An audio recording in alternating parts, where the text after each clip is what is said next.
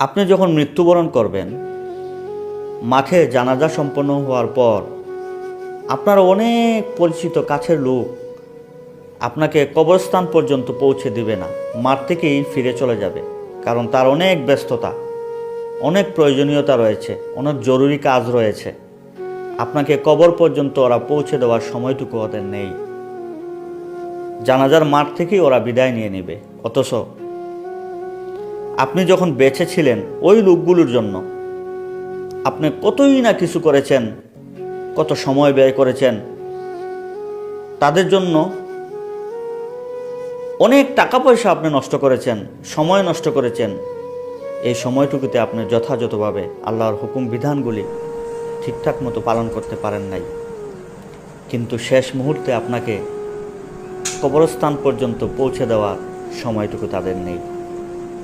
এজন্য ভাই আমার,